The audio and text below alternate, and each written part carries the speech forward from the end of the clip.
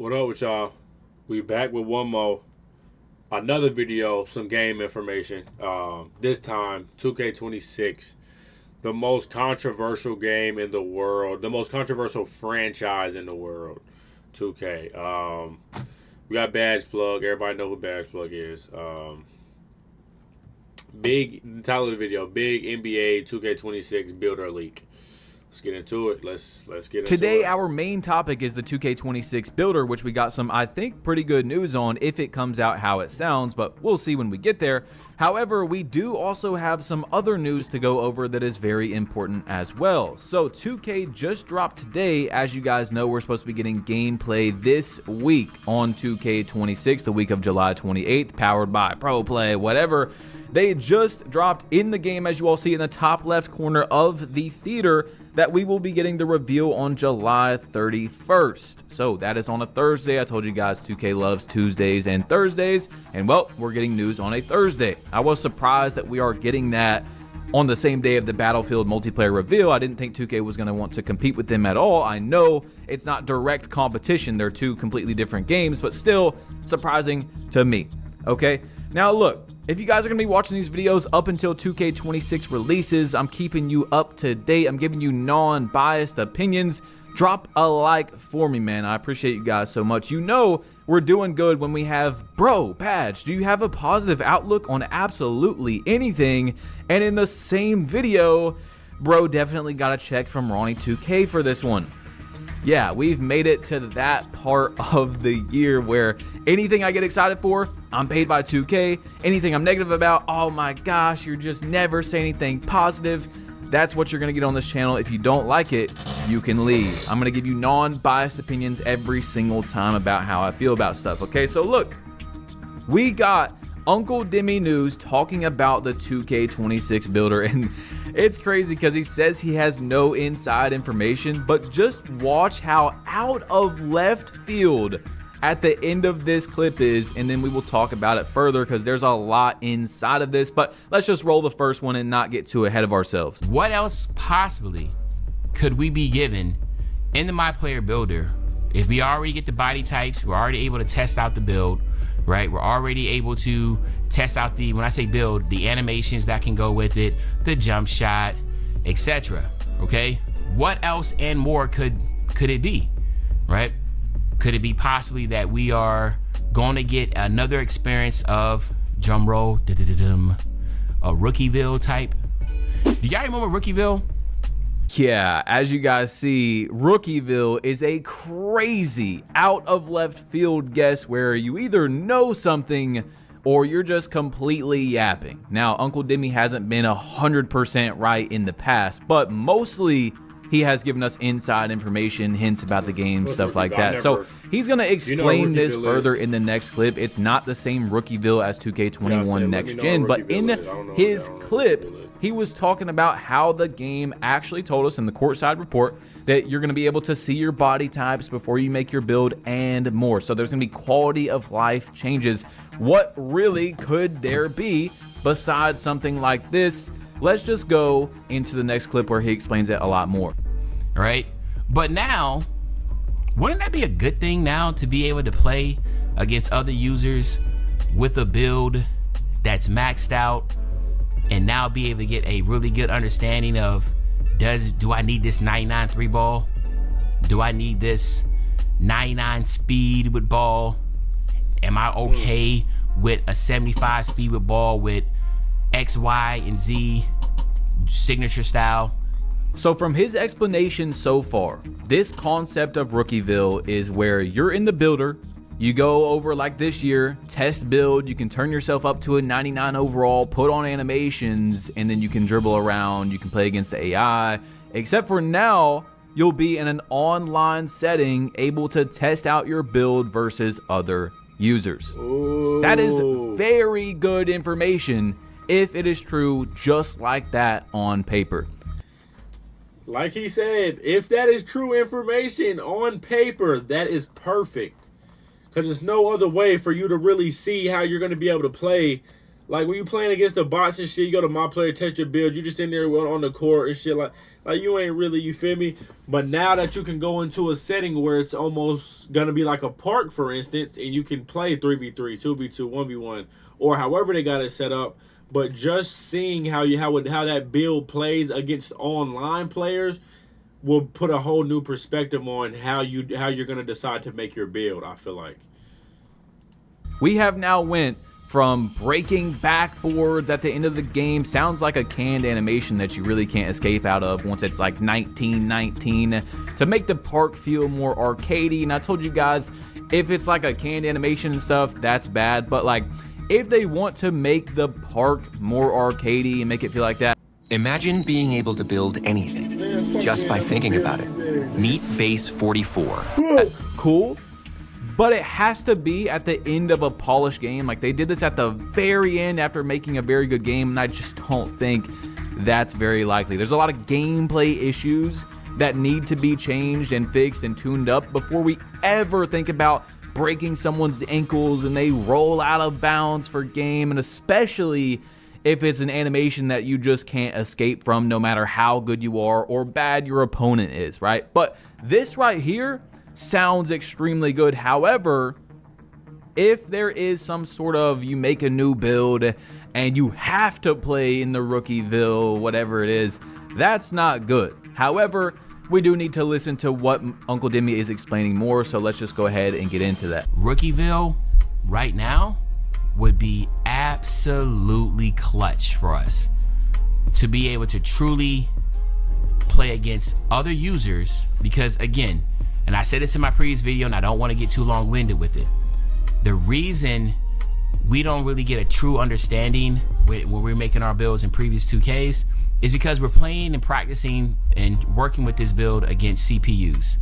And I'm sorry, no matter how great a CPU is, they're just not going to be matching the same type of energy and play style that actual users will be using.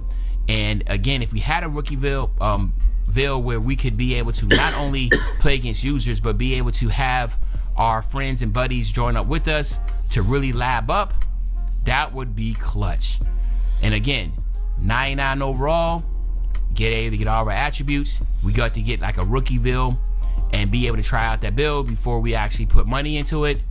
That will be showing on 2K side that, hey, we're genuinely trying to get you to fully be invested with this first build and making a really good choice, because we have given you the tools to make that great choice. I gotta say, I mean, complete opposite of yesterday. Like, Unk is cooking here. I hope this is what happens when the game drops. And yes, I do agree, as a very big critic who is critical, not a hater of 2K, that yes, that would sound like 2K does care more. Hey, we're gonna give you these choices before you make your build to decide, do you actually want to spend money on this? And you can try it versus online players. It has to be correct though. Once again, has to be, you can choose your animations. Just like this year, you can turn yourself up to 99 overall. And here is another one that I don't think a lot of people are going to think of. It needs to resemble park difficulty, reg, pro-am. If this Rookieville is on Rookie, and you're just not going to be able to understand, is my build actually good enough to play in the park? It's not going to match that at all. It's going to be a different difficulty. Your players are going to be better, and they honestly, it sounds like they would do that on purpose, so you can be like, wow, my build actually is going to be good. I can't wait to make that. So it needs to be done correct. However, this information, if all done correct, sounds awesome. Okay, the complete opposite of yesterday. I don't care about breaking the glass and shattering people's ankles where they're rolling 10 feet out of bounds for game. It's cool, like, if the game is solid in so many other areas, but we need to focus on that first. Okay, remember, he did say that this was to make the park feel more arcadey, because that's how it kind of would be in real life. Like, if an NBA player went to the park, like Kyrie Irving, he's going to do very flashy stuff, blah, blah, blah. Like I said, it can't be canned animations where you're just stuck in it. There's nothing you can do about it.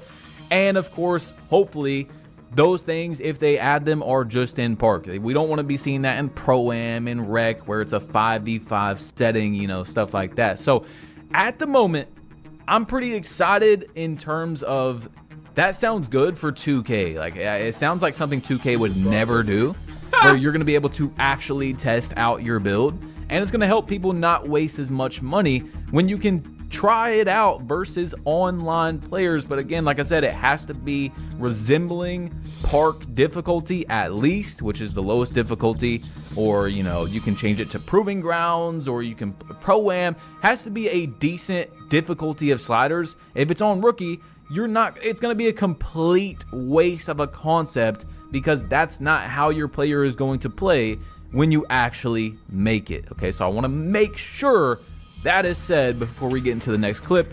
Let's roll it. Same thing for Takeover. Once we grinded out and did the ridiculous amount of games it took to be able to get that level of tier 5 Takeover system, you know, so we don't have to worry about doing that all over again. So in my humble opinion, that is something that I'm taking out of it as Streamline would be. Damn, fuck this shit. Now you'll be able to, once you get a takeover system, the first time with your first initial build, all the other takeovers will now be available to you, so where you don't have to worry about being at a disadvantage by making a new build. Now, that's the key point right there. 2K wants you to make all 15 builds. Do you think come on, it's no secret that they up the slots, right? From 10 to 15. Hell, I won't even be surprised this year if you can make 20, all right? Because they're making so much money off of it. Oh, shit. But I can tell you one thing that damn, I didn't know that. They upped how many builds you can have. I'm not no nigga to make 50 builds. But for the ones that do, for a couple of my boys, James, Keenan, for y'all, yeah, you can make 15 builds this year, buddy. Go spend all your money. Go spend it all. Deterred some people. And listen, deterred, right? If you don't know what deterred means, meaning like it is something that you do not want to do. It's preventing you from wanting to do it. You're not motivated to do it.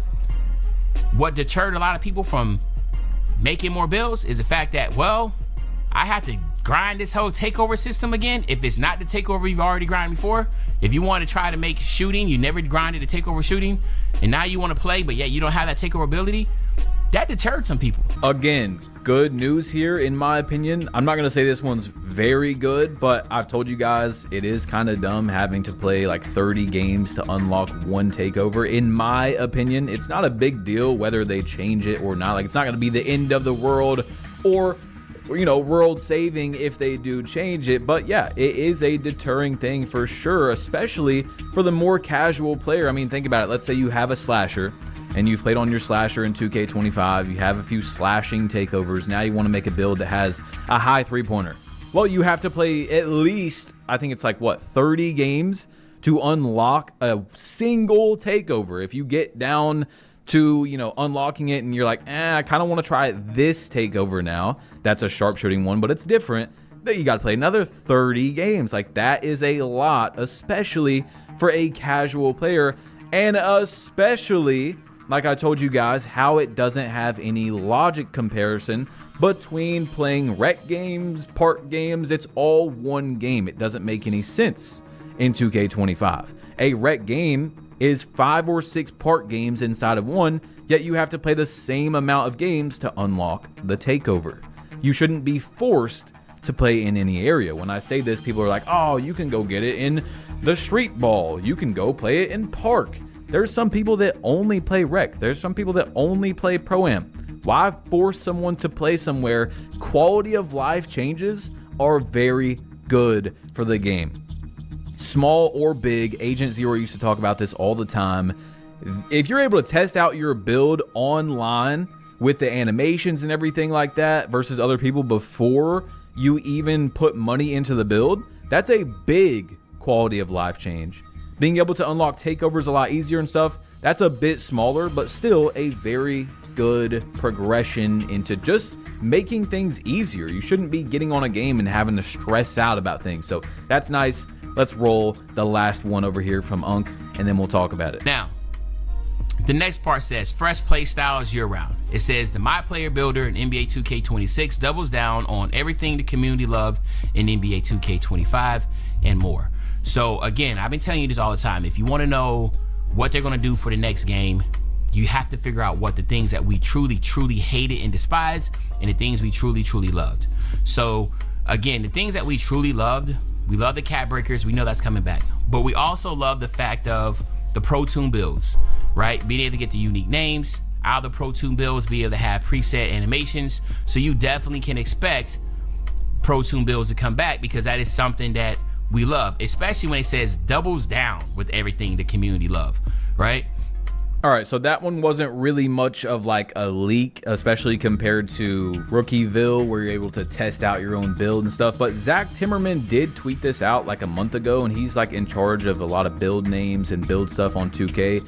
And he said, think we need a new archetype name, the Soul Taker, maybe Last Rites. Got to be something for this ride. So, of course, I mean, it was very obvious, but it is going to come back where you can have Pro Toon builds and stuff in 2K26, and they're just going to keep expanding on that. People are obviously spending money on them. They love to get those specific names and stuff like that. Okay, guys, so that is going to be the end of the news for this video, but you guys know we're going to be getting gameplay on Thursdays, so it's going to be on this channel. Select all notifications. That's not bad. That's not bad at all. That's not bad at all. And honestly, I don't know, because it's 2K, so I don't know. But based off the news and based off of how everything's been talked about, you know, we haven't seen any gameplay because that comes out Thursday.